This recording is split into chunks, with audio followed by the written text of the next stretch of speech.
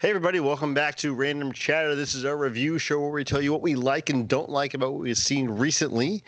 Tonight we have myself, we have Tim, and we have Eric. Eric, how are you? I'm doing pretty well. How are you doing? Awesome. I'm doing great. Right. It's a Sunday night. It's raining like crazy out Yeah, there. thunderstorms here too. It's okay. I love the rain. I don't mind the rain. I don't like to be out in it. I love it. I'm even okay being out in it. It's the great equalizer. No matter who you are, rich or poor, black or white, Muslim or Jewish, like it just, you go out in the rain, everybody's going to get wet. It reminds us that we're all stuck here in the same place together, and we just need to find ways that we can relate to what's the same instead of what's different. Eric? What is a really good raincoat? No more philosophy, Eric. No more. That voice you heard was Tim. Tim, how are you? Negative. I was fine until... Oh, heaven forbid I try to say something uplifting. He was fine until happy things started. Watch this, Lou. Puppies and ice cream, yeah. Tim. You see that scowl on his face, that glare? See? It's hard to tell. Is that him or Captain Tarples? They both look very They really scowly. do. They really do. Yeah. Speaking of things we like and don't like, anything good, I have to change this my guy. background. Yeah. Well, let's start with Tim then. Tim, what have you been watching? What have you been consuming lately as far as media goes? What have I been watching? So the big new thing that I watched earlier in the week was 12 Strong. Movie I've been wanting to watch for a while. It came out in 2018. This is with Chris Hemsworth, Michael Shannon, Michael Pena, set in northern Afghanistan, basically right after 9/11. Essentially the first boots on the ground before like there was any like full, full invasion, occupation, whatever. Mm-hmm. Really, very, very good movie. I'm like bummed that it took me this long to watch it, but I'm glad I finally did get to watch it. Highly recommend. If you like war movies, really well done. Liked it quite a bit. Okay. Also, SWAT is back. The TV show they did this week for their opening week. They did a double episode, so we had 2 hours of SWAT. Great story. Very interesting because it's taking place during coronavirus. So they're talking about the virus. They're wearing masks. They're like that stuff is kind of woven through the story, and it's really interesting. Mm-hmm. It's very interesting that they're doing that. I'm finding a lot of shows that are coming back now, finally, figuring out how to film during a pandemic and so forth, coming back with regular episodes, are incorporating this into their shows. Yeah. My wife watches Grey's Anatomy, and I watch it with her, and their whole first episode back was all about basically how the staff of the hospital is overwhelmed and, basically, trying to do real life stuff of what they would feel like in a pandemic. So sure. Hits close to home sometimes. Well, yeah. I want to throw something in here real quick regarding pandemic episodes. Yeah. Right now, Apple TV Plus, for those who signed on for a year of a free trial, that's been extended for 3 months. And so, to be fair to everybody else who's been paying, they are refunding the $4.99 a month to everybody who's paying the $4.99 a month. You're getting it refunded to, well, not so much refunded, but you're getting a credit to your Apple Store account through, I think, January. So if you would... Apple's giving something to people? If you would ever buy anything through iTunes anyway, I would recommend signing up for Apple TV and checking out a series called Mythic Quest. It's a comedy sitcom, more of kind of a grown-up sitcom sort of thing, but it would hit our demographic perfectly. It's about an MMO game developer company with a very narcissistic kind of poster boy sort of guy running it. You've got the money guy who only cares about how much money they're making, played by Danny Pudi from Community. Plays Abed. Various other people. But anyway, so they did their season, and then they did a pandemic episode a few months back, and it was there were themes in it that were really like it hit close to home, but it handled things in a way that, especially like for a sitcom, I would not have expected. And it had a lot of heart to it. And I'd almost say watch the series just for, because we're still in the pandemic and things are still going on. I'd say almost watch it just for that. But you should watch it anyway because it's a good series. But back to what you were saying about SWAT. Yeah, I would recommend it. And if you're going to do it, like it's not literally a trial because you are spending $5 and you're not getting it back. You're just getting it in it. I don't know why Siri is going off on me there on my phone. I said the A word apparently, but so it's not technically a refund, but you get that money back to spend on something else. So I would say try it out. But like what you were saying about SWAT and these other shows that are doing that, I think it's good because it's interesting, especially in more of a crime drama or medical drama or something where it's about the world around us. This is currently part of the world around us and will be at least for a while longer. Yep. So that's like, let's look at some interesting stories here. And it hasn't been done for a show like Grey's Anatomy that's been around for like 873 seasons. Do something different. Well, this gives you a perfect opportunity to do everything different. You could recycle old things, but now in a completely different context. I mean, it does, but it was like, okay, so we're right in the middle of the second wave. Things are getting worse again in the news and you're watching this. And the last thing I want to do is sit down to watch something that's not, so heavy to have it just thrown in your face. And I'm like, well, there's still the how. Yeah, that's the flip there's side still the of how it, is it done? Yeah. Right. Okay. Fair enough. Yep. Yeah. Can we go back to 12 Strong real quick before you go on, Tim? Yeah, so go ahead. I know you've said before, it's like, the first boots on the ground in Afghanistan and stuff like that. So first of all, where is it? Is it on Netflix right now, or is it purchase only? We rented it on Prime. And what is it? Is it just an action movie? Is there kind of a plot? Is it them trying to infiltrate something? Is it them trying to defend something? Well, so generally what it was kind of the American presence there wasn't in force. So this was basically a squad of Delta guys, and their job was to fundamentally embed with one of the regional leaders, like a tribal leader in northern Afghanistan, who was at war with the Taliban up there, and help them to take over Taliban territory, which was being used for training grounds, and they were exploiting people and gathering resources and all that kind of stuff. And so obviously there was like boots on the ground tactical stuff. Plus they had, and it's all based on, real life stuff, things that actually happened. They were, calling in like high altitude bombing stuff from B-52s, like 30,000 foot bombing, like precision freaking bombing. Really, really like crazy stuff. And the terrain up there is insane. So much of it was of the environment was based on this, really, really jagged mountainous terrain. And of course, a lot of the things that we've heard from, well, pretty much every conflict that we've been in from Vietnam forward, that, we're in someone else's country. And in many cases, you can't necessarily tell friend from foe. Yeah. Because there really isn't a lot of like uniform use and that kind of stuff.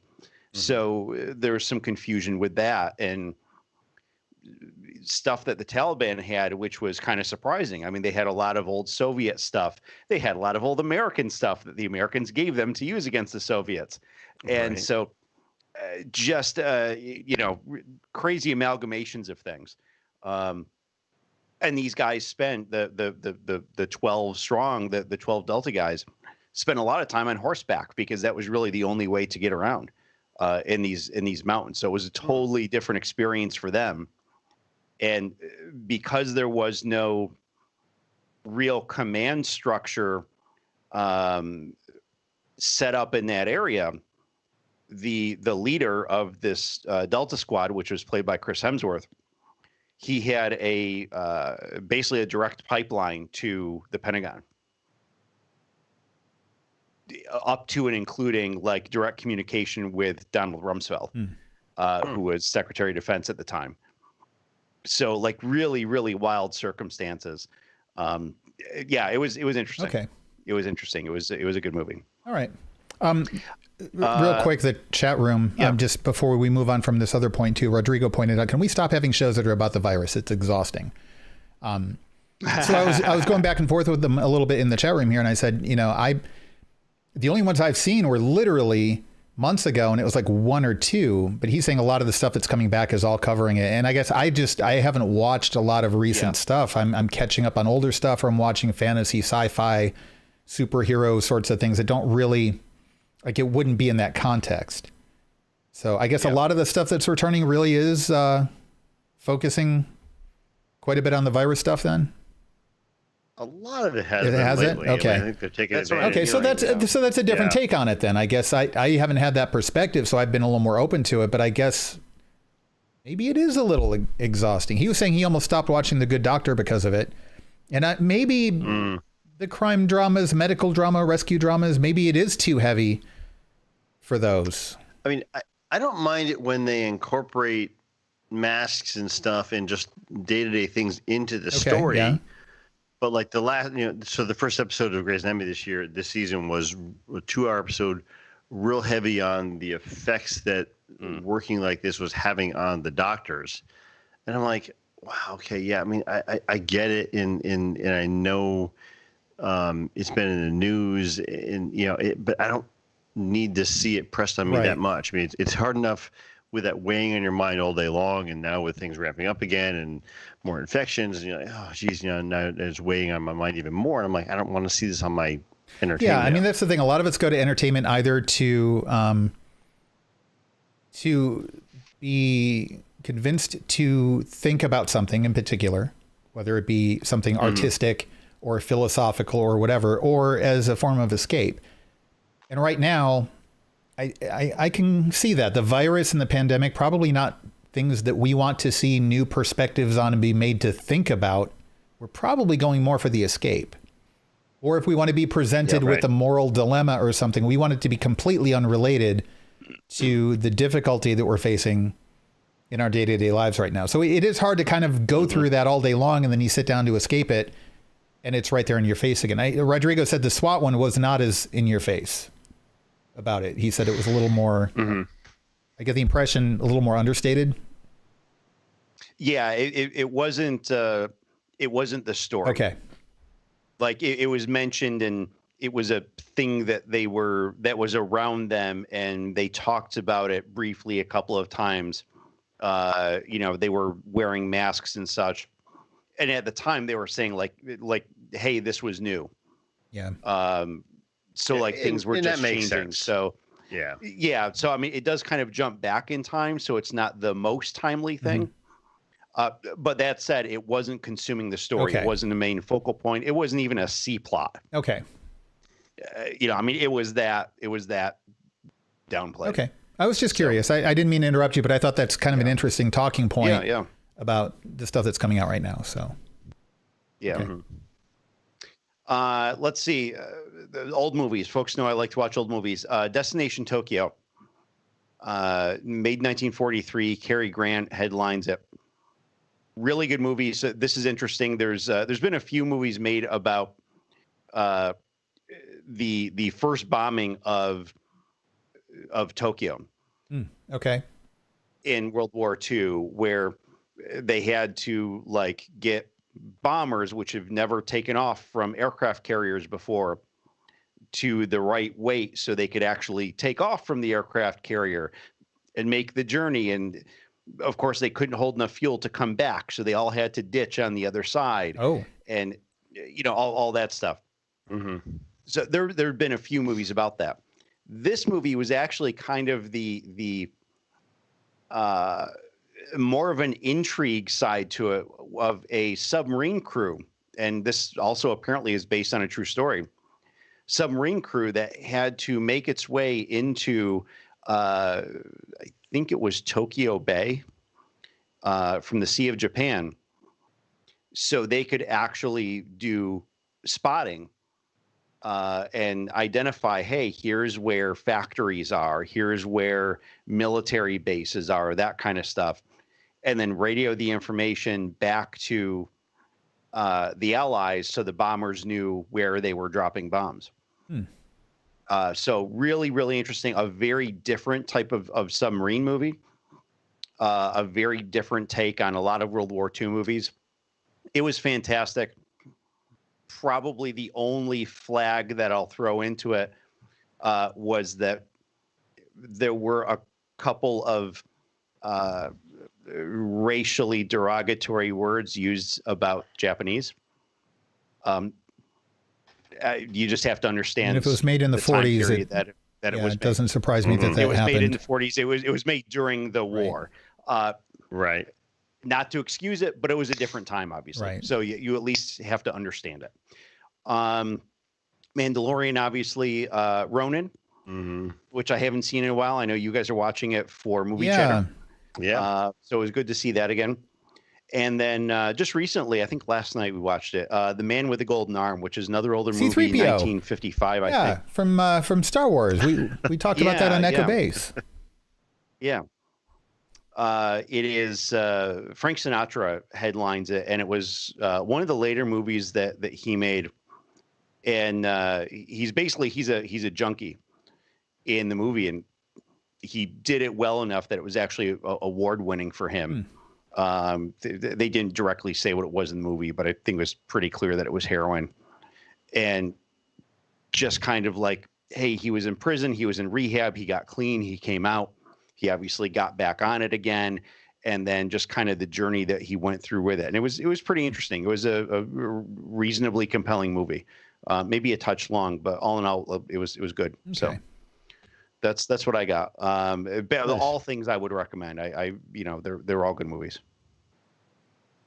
Yeah, I forgot about 12 Strong. I'll have to put that on my list of things to watch because me too. It was one that grabbed my attention when it was out in the theaters, but never got a chance to see it. So, So I've got a World War II thing I'll throw in here too. I just started watching it this morning on Netflix. The Liberator is a limited series. It's a mini series on Netflix. It's about World War II. What was the Thunderbird Battalion? I think it was. A group of guys that were on deployment in combat for 500 days marching around Europe. It's intriguing because it's an animated series. Wow. Okay. Kind of. It was live action. It was originally said to be a live action shot film. Got too expensive. I think History Channel was going to be doing it originally, and Netflix picked it up. And they decided that basically it's a live action show with a filter thrown on it, like you'd see on somebody's TikTok. It's like an animated filter to it. So it's like, I'm looking at a screenshot of it, and it has like that like cartoonish like. They draw the dark line around things like cell shading sort of thing. Is it like that Keanu Reeves, Philip K. Dick movie? Yes. Okay. Yeah. Very similar to that. Yep. So it's only 4 episodes long, I believe it is. I watched the first one this morning. Story's pretty compelling, so I'm going to keep up with it and do the other 3. But yeah, it's a little jarring to watch it just because the animation style. It's interesting. I'll say. Okay. I'm recommending it so far because the first episode was good, the story is good, the characters are good. Looking forward to more development in this, but I think it just started on Netflix last week sometime. So it's called The Liberator. So is it all out now, or are they releasing it week by week? I believe it's all out now. I didn't actually try to. It is because I know I hit pause after it went to next episode and it loaded up already. So, and it's called The Liberator. It should be all out. The Liberator. Yep. Cool. And that is on Netflix. I'll check that out. Definitely. Yeah. I figured you guys should probably cover it on the Dispatch from the Front. Shameless plug for another one of our shows. Otherwise, Ronin, is a rewatch. So hold on for Ronin. I have a serious question to ask you that I should be asking you offline because we don't want our listeners to hear any of this. So when you rewatched Ronin, Did you feel like there's going to be enough content to discuss, or do we need to also add the score in with it? Or can we discuss it into a shorter episode? I think we can discuss it as a shorter episode. I mean, we could do the score too. I gotta watch that. If we're gonna do that, tell me now. No, that's kind of what I wanted to talk to you about. If you had to kind of waffle and think about it, then I'm cool doing Ronin by itself. I think we can do that. Yeah, we'll be all right. I mean, I think we're trying to do shorter shows anyway. So why don't we do that as a separate show? As I was rewatching it, a little short. I still liked it, but then there were parts where I'm like, oh yeah, it wasn't quite what I thought it was, and it was coming right off the Italian Job too. But then as it went along, I'm like, yeah, no, maybe this is still okay. So, I mean, I think there's still some good stuff in the story, and the characters are good. The actors are fantastic. So yeah, I think there's enough to talk about in there. It may not be an hour episode, but I think it's good. Half hour. And the car chase scene is just amazing. So. Oh, it is. Oh yeah. Speaking of that, so I also rewatched Gone in 60 Seconds. That was on television the other night, so I just left that on. It kind of a guilty pleasure of mine. I do like watching the car chase scenes in that too.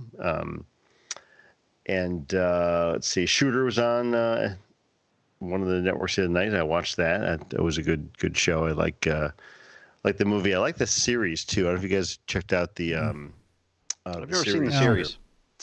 It's not bad. Ryan Phillippe's in it. Plays the same character, a little bit different, more in-depth storyline for the shadowy, underground group that's kind of pulling the strings on stuff. But yeah, good series.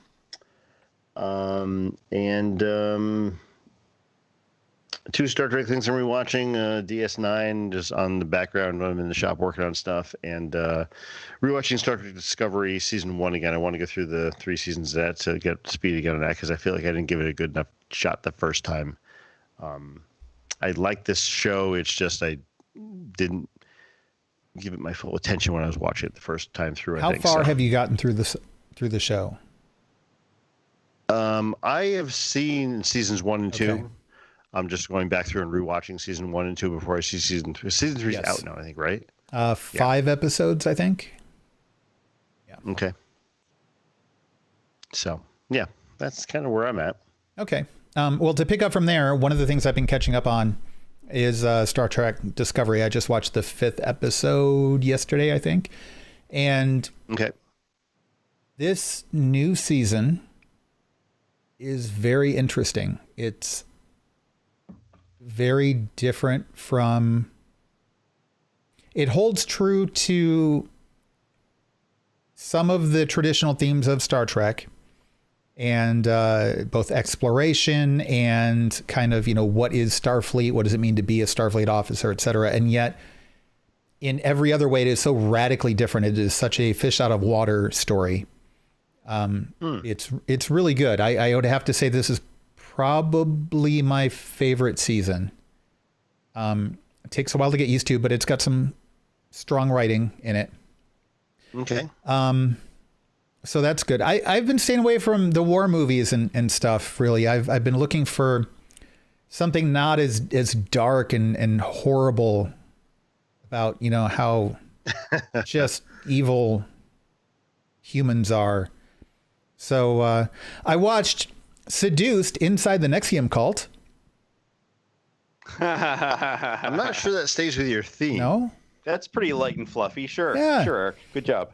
Yeah. Good job. So I talked a while back about The Vow on HBO, which I think was like maybe 8 episodes or so. So this is on... Oh, wow. Is it on Stars? I think it's on Stars, and it's only 4 episodes, but it gets into whereas The Vow was a little softer and talking more about the guilt of some of the people who were up at the top who got out and them trying to bring attention to what's going on and get it fixed.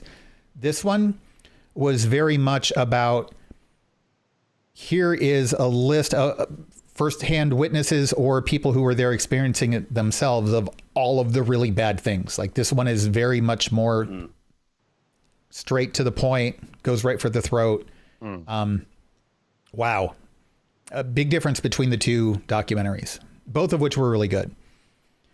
I started watching Moonbase 8. on Hulu.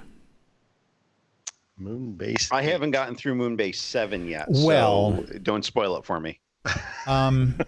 Yeah, let me pull it up on IMDb here real quick. You guys have seen Space Force? I have not, actually. The comedy on Netflix with Steve Carell. Steve Carell? Yeah. Okay. Yep. I don't think I've watched all of it, but I've seen a lot of it. So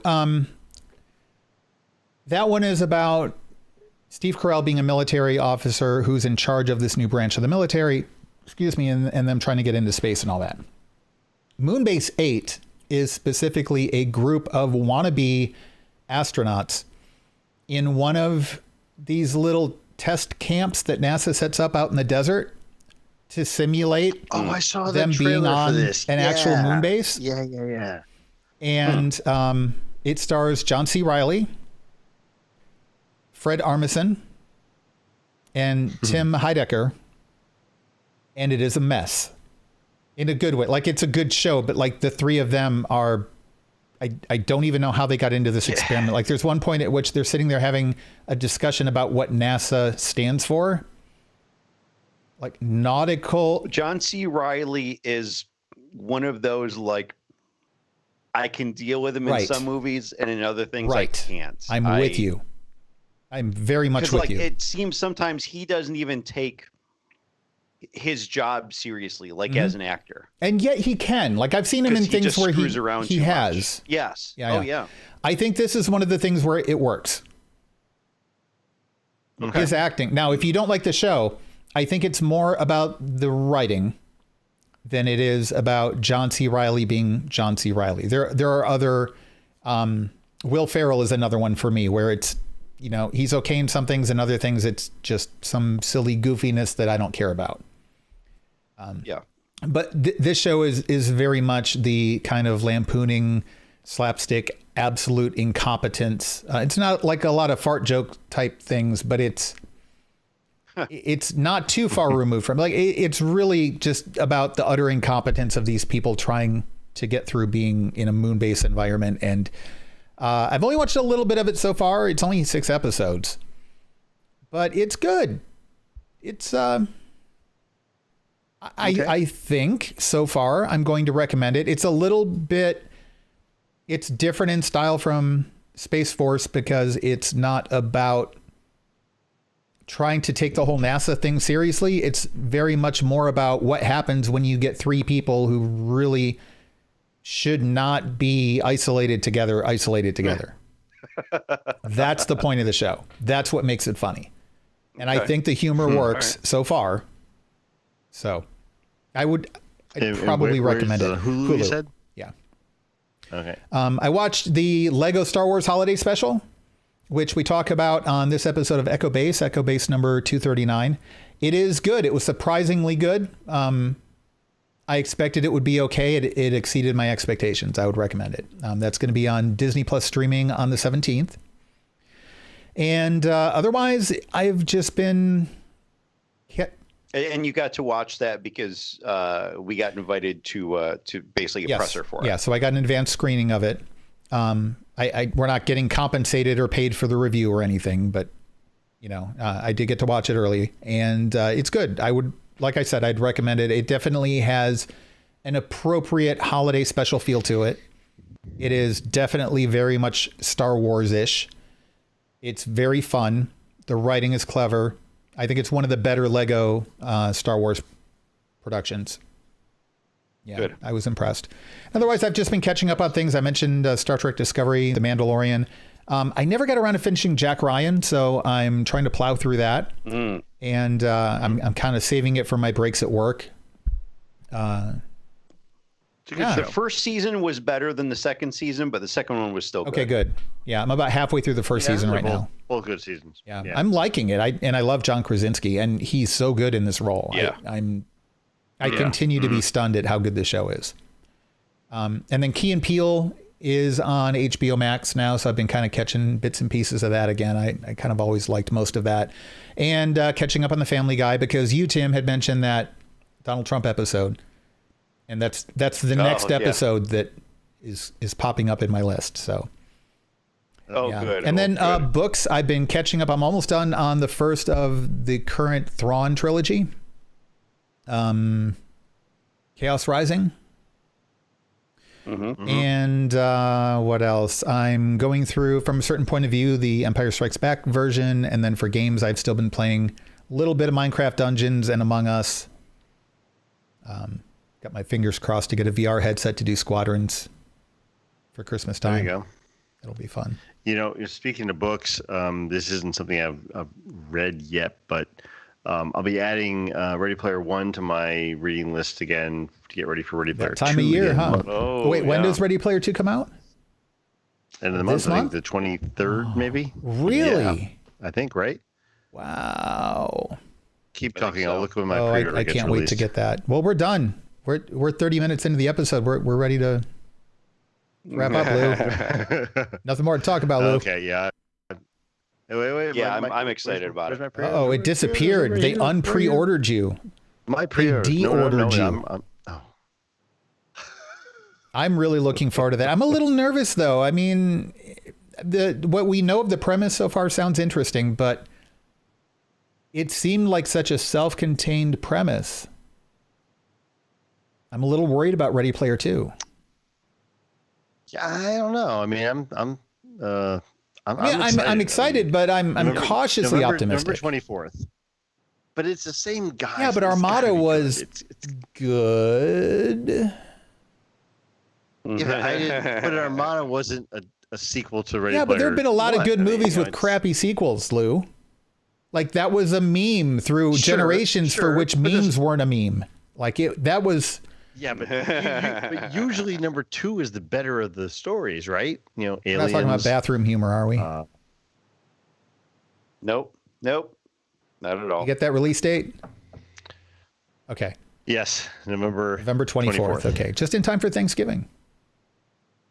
Exactly. You're not going out anywhere for Thanksgiving anyway. You might as well sit and read Ready Player 2. That is Yeah. true. There you go. I'll be at work. True. Might as well. All right. Is that it? Okay, well, that does bring us to the end of the All right. episode. Chat room, thanks for being here. Everybody Yeah. listening at home after the fact, thanks for downloading the show. If you're watching video, like and subscribe below. Thank you.